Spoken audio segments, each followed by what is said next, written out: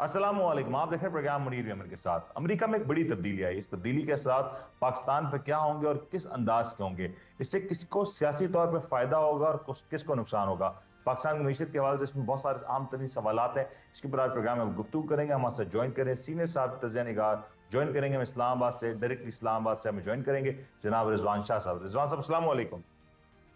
जी वालेकुम अस्सलाम जनाब, आपके रिजवान साहब तमाम देखने वालों और सुनने वालों को मेरा सलाम। रिजवान बहुत बहुत शुक्रिया। रिजवान साहब ये बताइएगा कि ये जो डोनाल्ड ट्रंप के बारे में अब तो हो गया, ये तो मामला हो गया कि ओथ ले लिया, अमेरिका के सदर हो गए, उन्होंने बड़े डिफरेंट अंदाज से इस ओथ को लिया।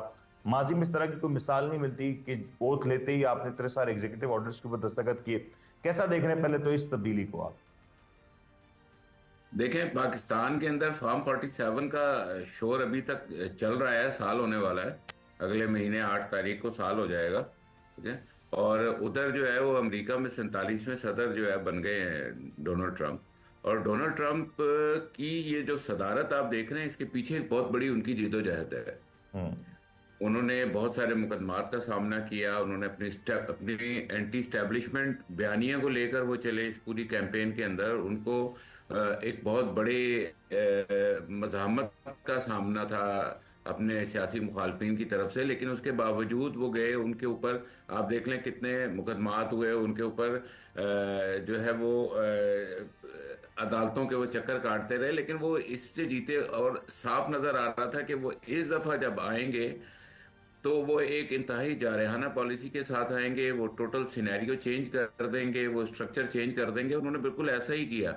उन्होंने अपनी इस्टेब्लिशमेंट को एक साइड पर कर दिया है। उनकी ब्यूरोक्रेसी आज उनकी मोहताज हो चुकी है और उन्होंने टोटल सिस्टम की ग्रिप कर ली है। शाह साहब एक चीज और, ये जो आप कह रहे हैं जो बड़े डिफरेंट अंदाज से आए हैं, इसके असरात पाकिस्तान पे क्या होने जा रहे हैं? आलमी तौर पे भी हम बात करेंगे उसके असरात में, लेकिन स्पेशली अगर पाकिस्तान की बात करें तो क्या असरात नजर आ रहे हैं आपको? देखें, ग्लोबली तो इसके असरात आप ये देख लें कि आते ही WHO से उन्होंने अमेरिका को अलहदा कर लिया है। WHO हम्म। से अलहदा करने का उनका मकसद ये है कि आज तक जितनी भी शैतानी कुव्वतें और सेहूनी कुव्वतें जो अभी तक पेंडेमिक की आड़ में, कोरोना की आड़ में और मुख्तलिफ वबाओं की आड़ में जो दुनिया को एक महकूम बना रही थी, उनकी इकॉनमी तबाह कर रही थी, वैक्सीनेशन का मसला था, ट्रैवल बैन्स लग गए थे दुनिया में, तो वो इस शैतानी जितने भी मंसूबे हैं ना, इससे वो साइड पर कर गए और उन्होंने अपने मुल्क को भी इससे साइड पर कर लिया है। पहली बात तो ये। सेकंड ये कि सारी दुनिया को पता है कि ट्रम्प जो है वो गैर जंगी माहौल के ज्यादा आदी हैं। वो जंग में नहीं जाना चाहते। वो दुनिया में सही। जंगो जदल के बजाय बैठकर टेबल टॉक्स करना चाहते हैं, अमन से बात करना चाहते हैं। और यही चीज की इस वक्त जरूरत थी, क्योंकि रूस और यूक्रेन की जंग जिस तरीके से भड़काई गई और 2 साल से जायद अरसा हो गया, आप देख लें उसके अंदर अरबों डॉलर्स जो है वो लग चुके हैं। नेटो उसके अंदर मुतनाज़ा हो चुका है, अमेरिका उसके अंदर मुतनाज़ा हो चुका है। और बेसिकली वो एक हारी हुई जंग थी जो वेस्ट को बचाने के लिए अमेरिका ने लड़ी, बाइडन ने। तो बाइडेन इंतजामिया के जो बहुत सारे फैसले थे, वो मैं समझता हूँ कि वो इतने खौफनाक थे और उनको रिवर्स करना अब जरूरी हो गया था कि दुनिया बहुत खराब हो रही थी, दुनिया का माहौल खराब हो रहा था, दुनिया तीसरी आलमी जंग की तरफ बढ़ रही थी। इसी तरह मिडिल तो ईस्ट शाह की साहब तरफ ये आप। क्लियर हुआ ना, ये क्लियर हुआ कि अब शायद जंगें नजर नहीं आएंगी, लेकिन लेकिन ये बात भी तो फैक्ट है कि कहीं ना कहीं एक माशी जंग जरूर अभी भी है, जहां पे हम देख रहे हैं कि नहीं जिस नहीं, अंदाज से जो मैं फैसले हैं वो आपको तो आपको यही तब्दील होगा यही उसमें। सिनेरियो में मैं आपको सिनेरियो कंप्लीट कर देता हूँ ना, कि जी जी। आप पाकिस्तान की बात करना चाहते। इसी तरह आप मिडल ईस्ट देख लें, वहां पर एक बहुत बड़ा जंग का माहौल था। आज से अगर हम 6 महीने पहले देखें तो हमें ऐसा लगता था कि रात को कोई ऐसी जंग होगी जो पूरी दुनिया को अपनी लपेट में ले लेगी। उस चीज को अवॉइड किया गया। फिर गजा के अंदर आप देखें, लाखों जो है मुसलमान, फलस्तीनी मुसलमान, उनके साथ कितना जुल्म हुआ, वहां पर जंगबंदी हुई। तो ये जो हमें ये चीजें नजर आ रही हैं, ये बेसिकली इस माहौल को मजीद बेहतर करती जाएंगी। और अब आ जाएं पाकिस्तान के ऊपर, तो देखें जी। पाकिस्तान, ये वाजह है कि पाकिस्तान बाइडेन एडमिनिस्ट्रेशन के अंडर रहा है, उनसे इंस्ट्रक्शंस लेता रहा है, उनके मुताबिक चलता रहा है, जिसकी वजह से ना आज हमारी एक मुस्तकिल खारजा पॉलिसी है, ना हमारी कोई माशी सर पॉलिसी पाकिस्तान है। की ऐसी कौन सी हुकूमत है जो अमेरिका की डिक्टेशन पे नहीं चलती हो? माजी में हमेशा यही नहीं, हुआ। अमेरिका के डिक्टेशन पे चलते रहे आप, लेकिन आपने इस दौरान अपने मुल्क को क्या आजादाना पॉलिसी दी है? आपने अपने मुल्क के लिए बट क्या बट शाह साहब ये सियासी पॉलिसी क्या आजादाना रही है इस्तेकाम किया माजी है? में कभी? क्या ये पॉलिसी नहीं, आजादाना रही? आजादाना हो या ना हो, लेकिन आपने बेनिफिट अपने मुल्क को क्या दिया उनके बातों में आकर? आज तो आप फंसे हुए हैं ना। ये बात तो आप हम्म। माने या ना माने, ये तो राइटिंग ऑन वॉल है हम्म। कि आज आप फंसे हुए हैं बुरे तरीके से। इस वजह से फंसे हुए हैं कि आपने एकतरफा पॉलिसी की। इसी पॉलिसी ने आपको इस पूरे खित्ते के अंदर तना किया हुआ है।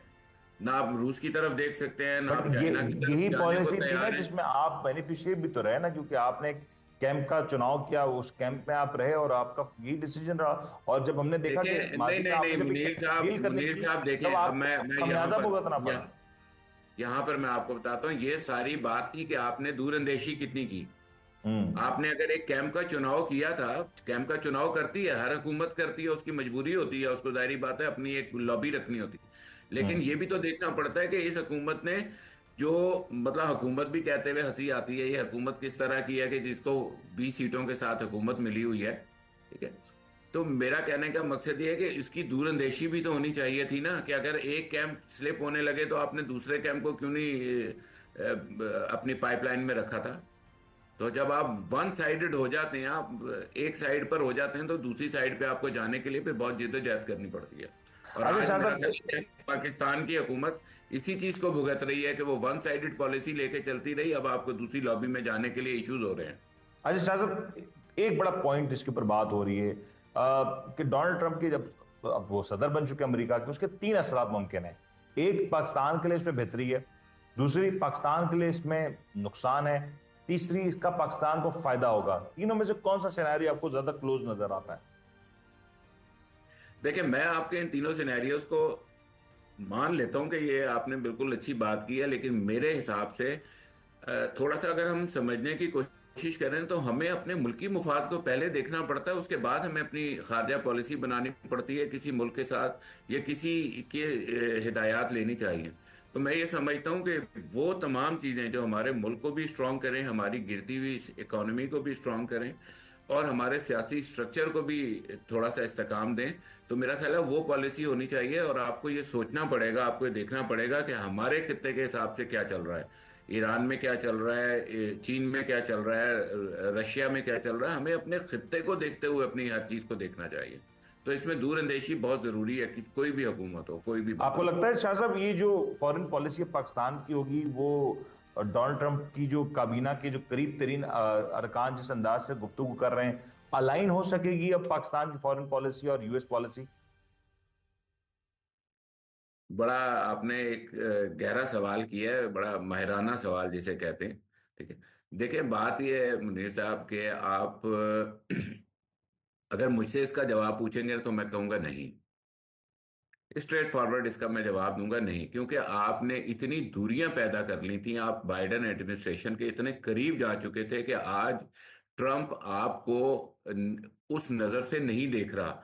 हालांकि हमें अपने पड़ोसी मुल्कों से सबक लेना चाहिए था, हमें अफगानिस्तान, इंडिया से सबक लेना चाहिए था। उन्होंने भी जब अपना मुफाद आया तो उन्होंने यूक्रेन से, अमेरिका का स्ट्रेटेजिक पार्टनर होते हुए इंडिया ने यूक्रेन से तेल भी खरीदा।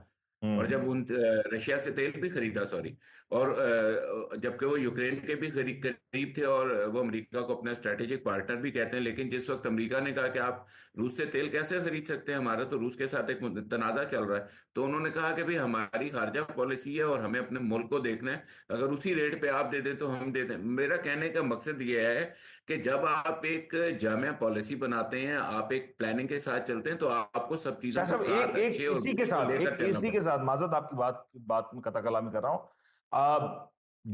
जब ये अमेरिका का इंतखाब हो रहा था, जिस दिन ये नताइज आने शुरू हुए, हमने देखा कि पाकिस्तान के बेशतर सियासतदानों ने जो डोनाल्ड ट्रंप के मुतालिक जो ट्वीट्स किए थे, वो डिलीट करने शुरू कर दिया। आपको लगता है कि क्या ये रिकॉर्ड में नहीं होगा और इसको ट्रंप इंतजामिया फरामोश कर देगी, नजरअंदाज कर देगी?